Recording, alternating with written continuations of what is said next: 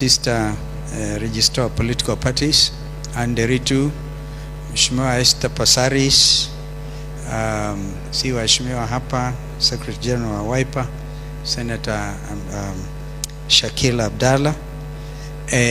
We came a little late, and so we missed out on some of the presentation. Our friends from Kenya Kwanza as well. Some of the things that have been happening are worthy of comment, but I restrict myself to what I've been asked to do. Yeah, like this hustler jet, I don't know what. By the way, some of the things are very serious, and I think we'll have occasion to address them separately, because if they fall under Chapter 6 of the Constitution, we may have to discuss how a head of state should conduct himself. If you are friends, keep them as friends, because under Chapter 6, even when you are given a gift, yani hukutaka niseme hiyo sio. Asante. So let's all really adhere to Constitution 2010 on integrity and the conduct of leaders.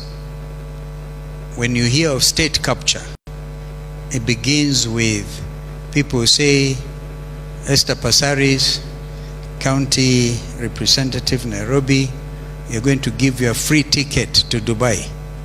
That's how it starts. It can affect also a head of state. It becomes a very serious matter.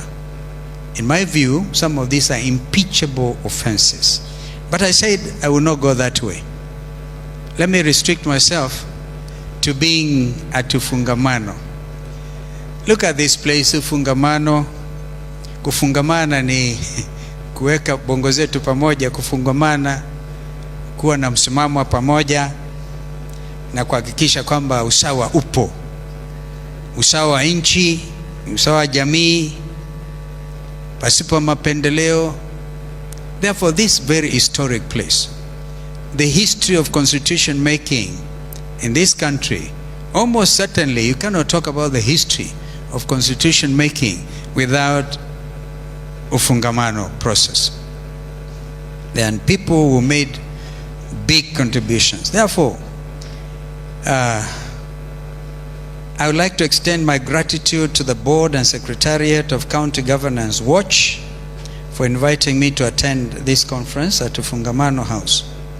Since its inception, as I said, in 1966, this center has served as epicenter of significant political conversations and movements by Kenya's opposition, Kenya's civil society, religious groups. By the way, itself, it was the religious groups that came up with Ufungamano, and the student community advocating for constitutional reforms.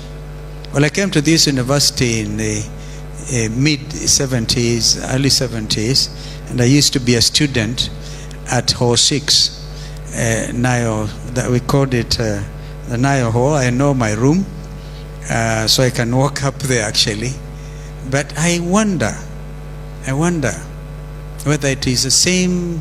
You know, we used to have a university community, and then the male students would go to the box, and they were accused of cockroaching. Some of them found beautiful wives from that place.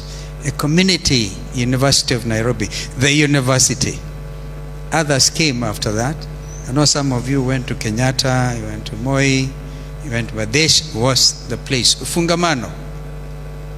So, as I talk to you, therefore, in this written presentation, I just wanted you to know we are standing in the midst of political history. And it is good to be at Ufungamano. The work of CGW, led by Executive Director Kevin Osido, is genuinely commendable. We commend you for what you're doing. And one of your 6 thematic areas, i.e. devolution, and county participation have put CGW front and center in addressing socioeconomic and political development issues at the national as well as the county levels in our country. Specifically, the platforms CGW has provided for. I really never like acronyms. They're very difficult things, particularly if these are all consonants. You know, it's not even a vowel. CGW has provided for public participation, have helped to strengthen county government structures, giving citizens a greater say in how their resources are managed and decisions are made. In my opinion,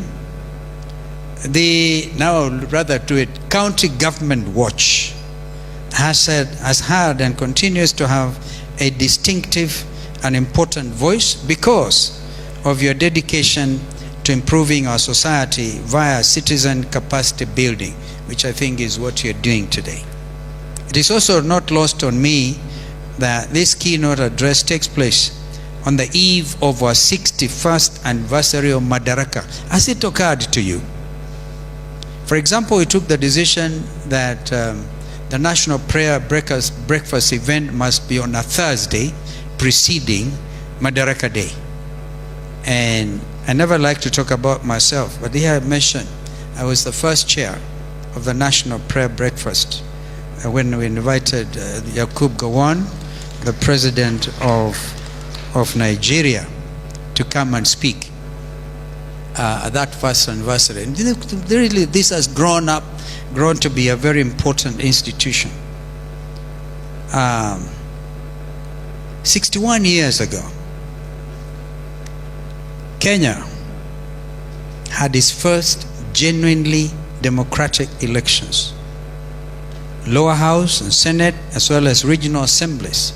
That time, of course, people remember, younger ones, Majimbo, the call for Majimbo. And our modern day Majimbo under Constitution 2010 is devolution.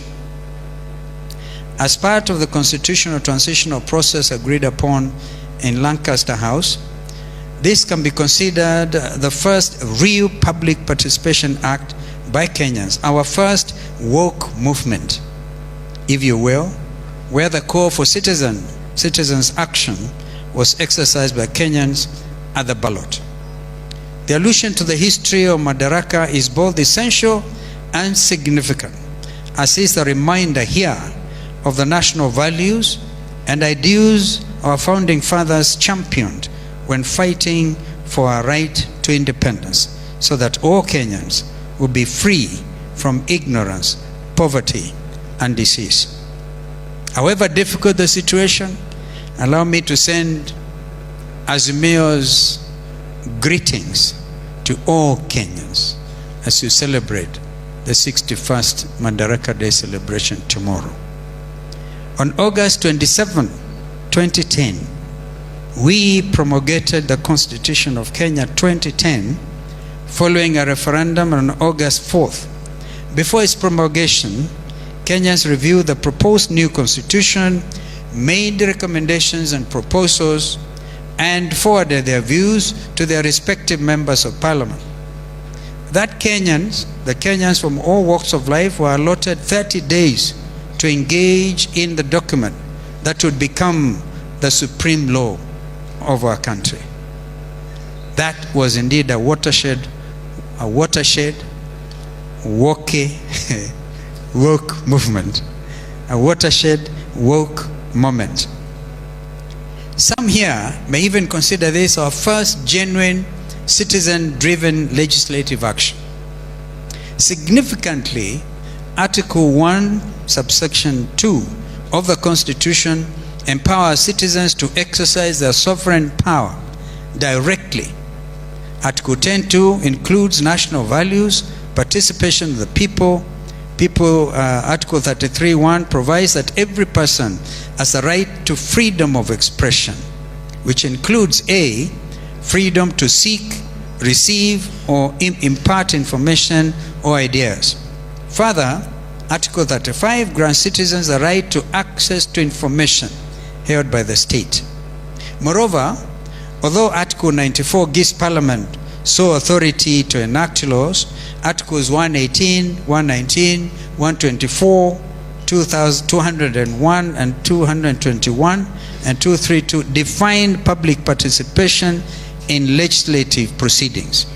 Article 232(1)(d) makes it quite evident that, quote-unquote, the involvement of the people in the process of policy making is a necessary public service value and principle. Therefore, we deliberately, as Kenyans, decided to make the issue of public participation a right which nobody can take away from you. Let me now take this moment to address the National Dialogue Committee bills and the Finance Bill, and my brother Opiyo Wandayi has spoken very clearly and elaborately on that.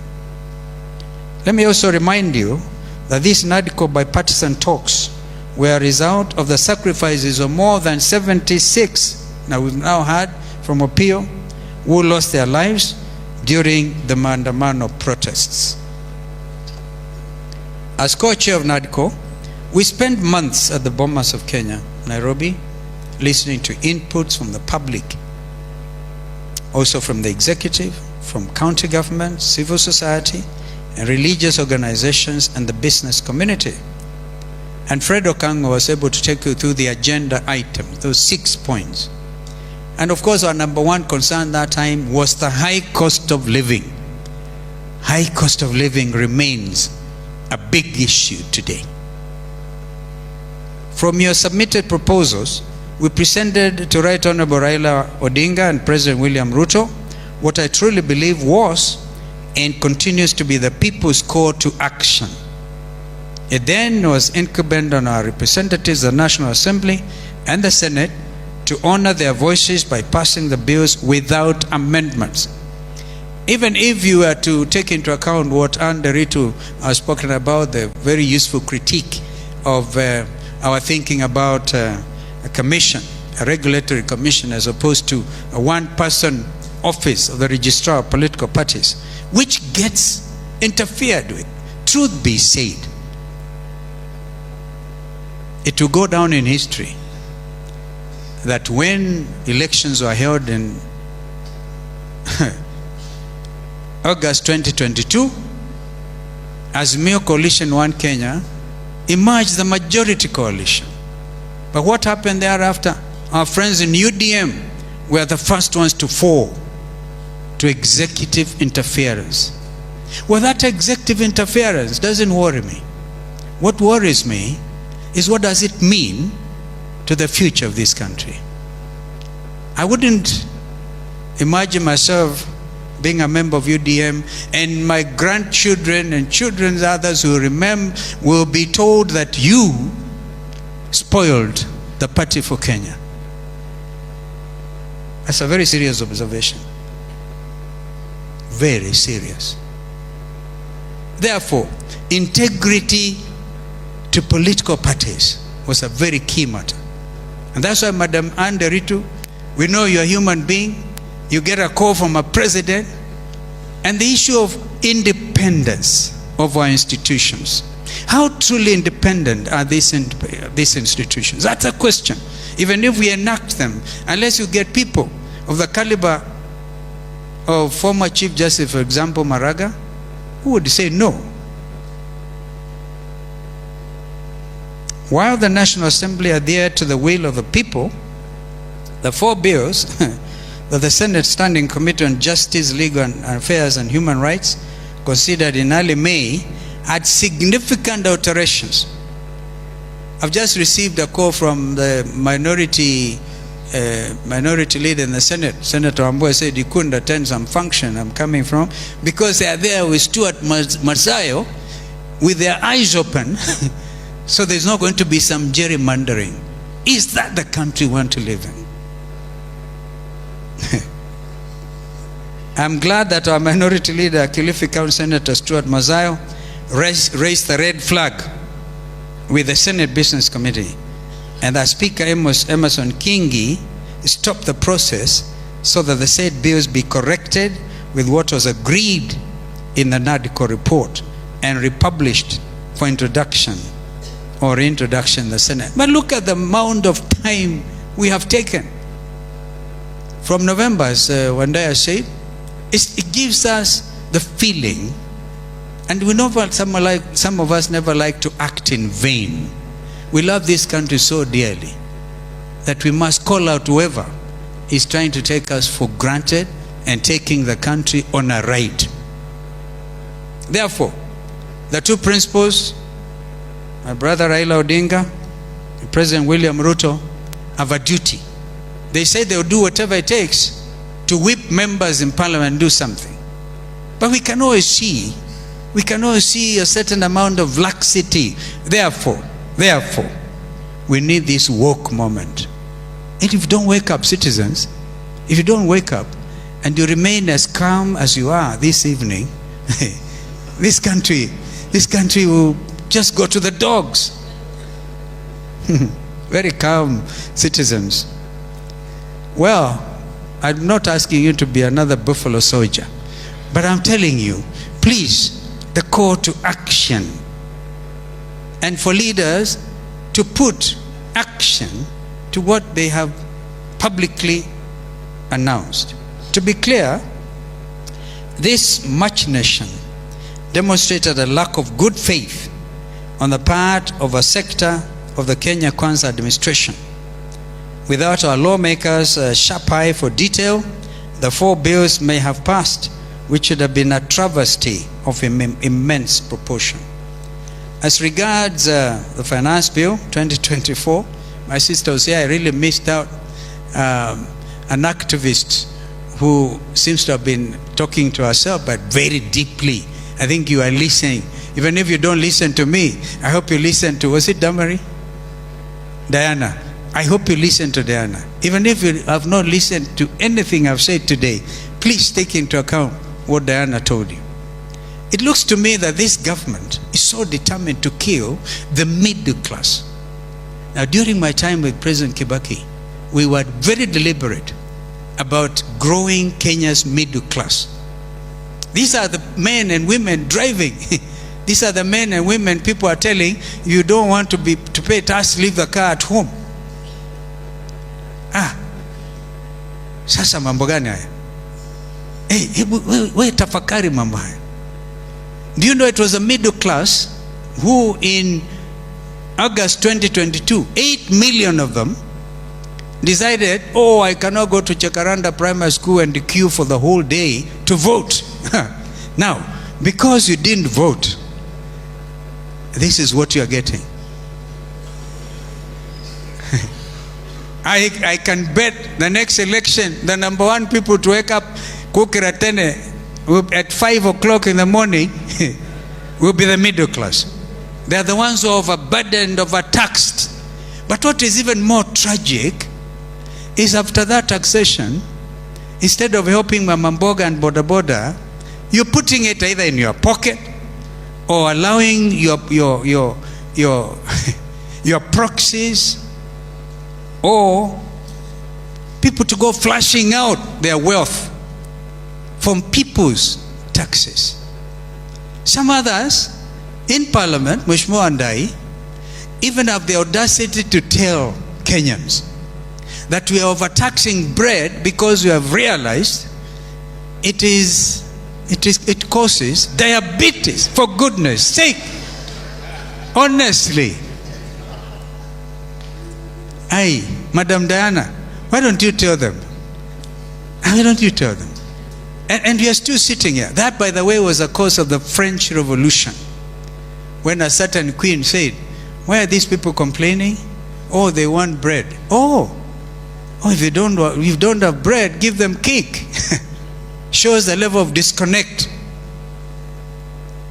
So,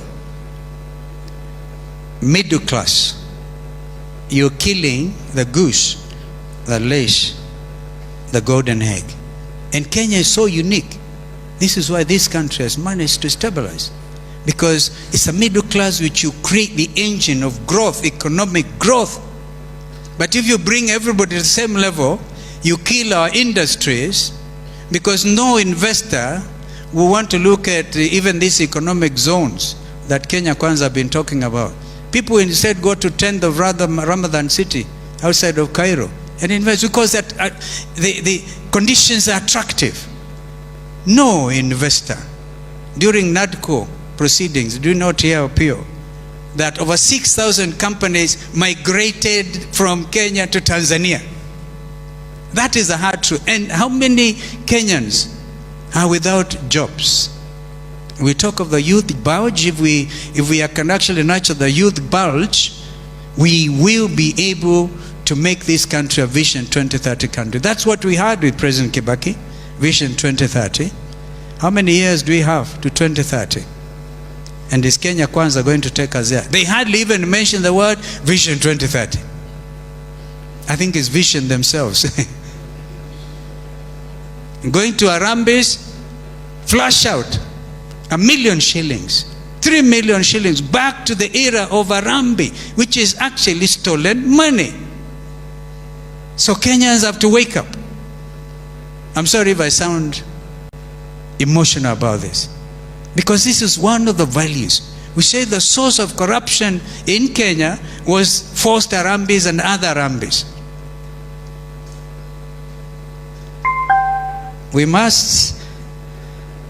We can no longer claim, ladies and gentlemen, ignorance.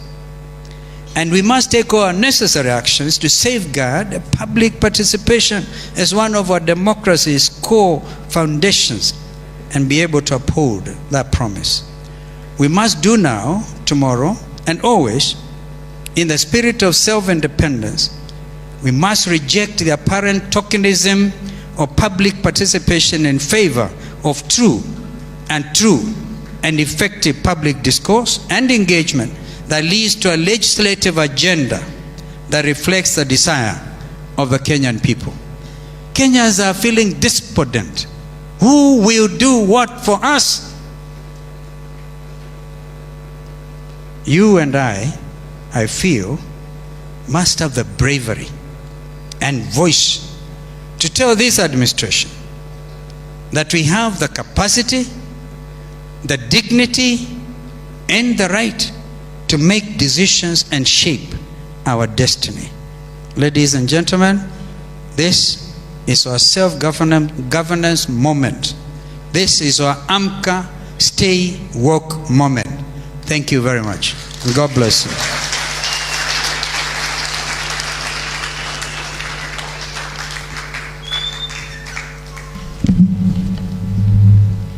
Asante sana. Thank you. Thank you so much, Your Excellency, for those very